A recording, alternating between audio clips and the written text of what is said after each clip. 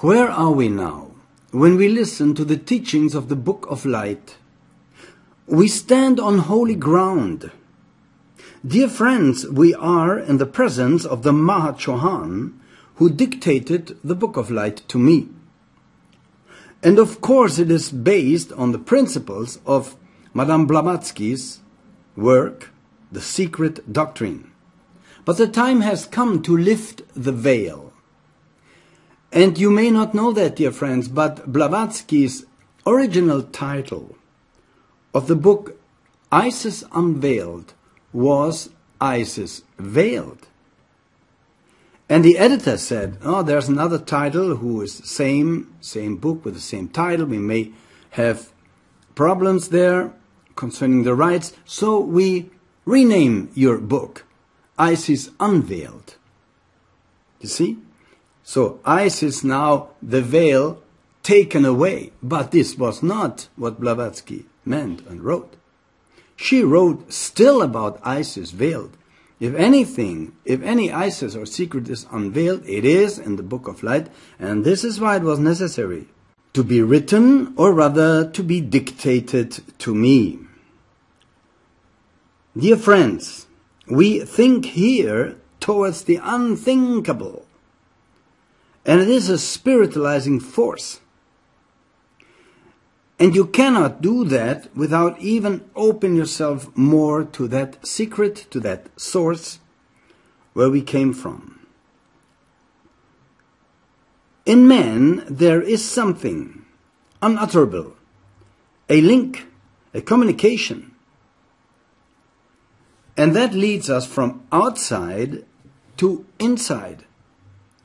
Now, we are on the outside now, but we should not get lost in that situation. But we have to reconnect to our inner core, to our heart of being, so to speak. And this is the mystery that we will find, that we will discover with the Book of Light. We have three fundamental teachings or sources emanating from one. We can and we should reconnect with that link that has been broken since Atlantean times, more or less, through immoral behavior. We must transcend the powers of ordinary intellect, and thus we reach that innermost source of us. So here are questions and answers. Again, where should we strive to? Towards the inward, towards the inmost. What is that? It's the infinite principle of all. What happened from this principle? Well, everything sprung into manifestation. And when everything ends, everything will be withdrawn into nirvana, or into the refuge, as the great Buddha called it, into that place from where everything awakes anew.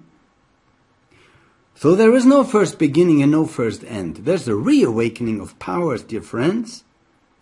Like you go to bed, you wake up in the next morning. And it's still the same you, so to speak, in that comparison. What is that inmost link? With what does it connect us? With the unutterable. You should be aware of the fact that the final secret is beyond description. That doesn't mean that you can't be it. But when you are it, you will not find words to describe it, dear friends. Excuse, please, the imperfect way of me trying to explain what has been dictated to me. The Indians had a term that said self. That was often mistranslated in soul. Now ask me, What is the Sanskrit word? It is Atman. And it is the highest in the human entity. It is the upper end of the link. What is Paramatman? Well, this is beyond Atman. It is where that self comes from, emanates from, reawakes from, period after period, over and over and over again. That is Paramatman. What is man really? He has everything in himself. He is child of earth, child of heaven. But the source that manifests on the planes is the monad, experiencing existence as stone, plant, animal, man, deva, angel, God, and return to the source.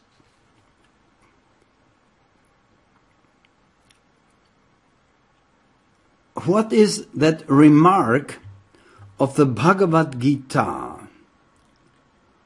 when it says, the soul which is not moved, the soul that with a strong and constant calm takes sorrow and takes joy indifferently.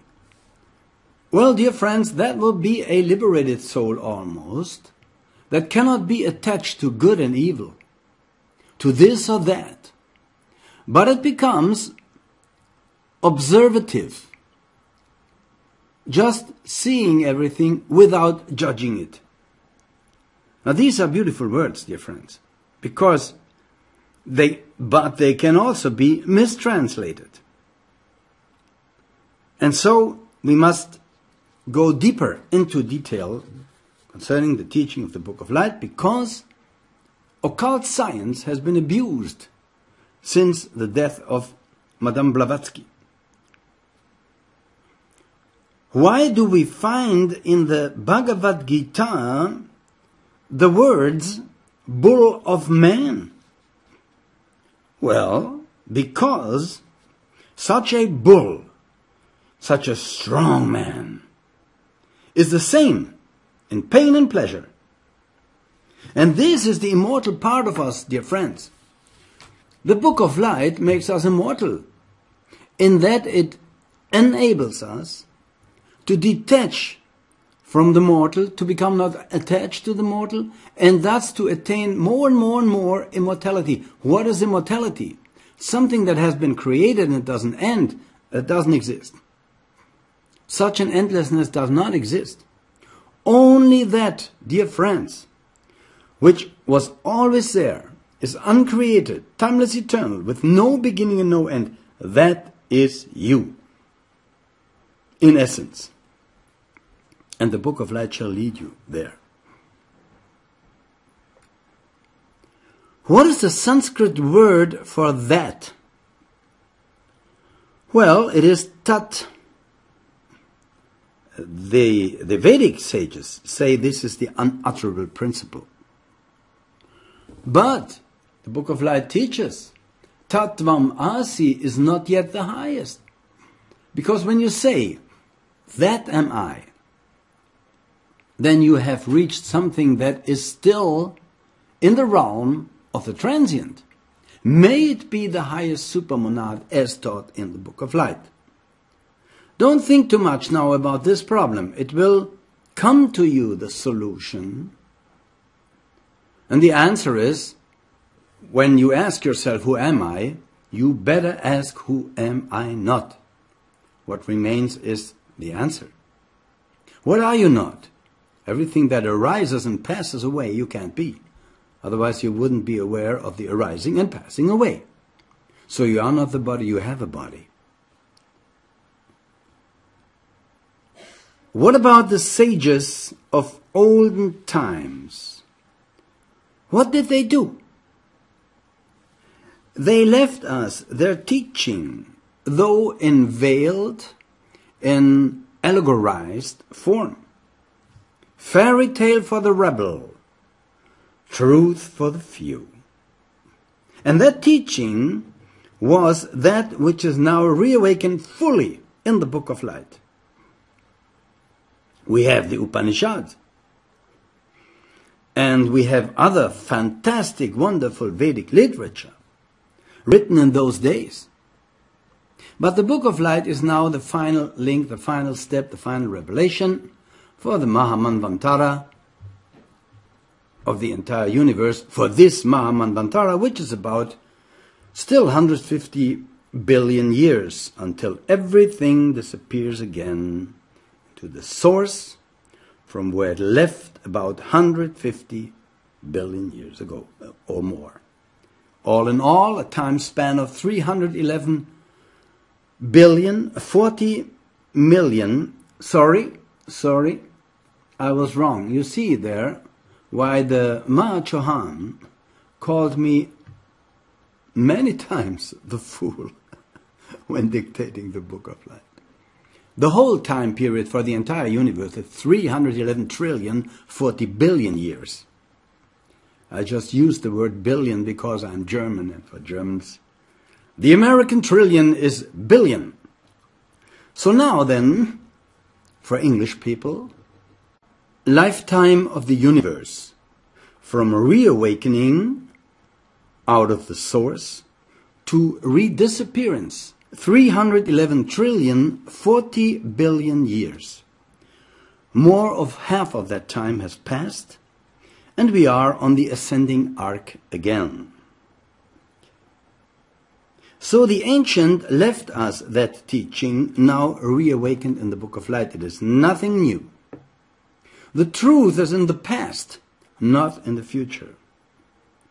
And dear friends, Book of Light repeats over and over again, there is only one truth, but it has many facets.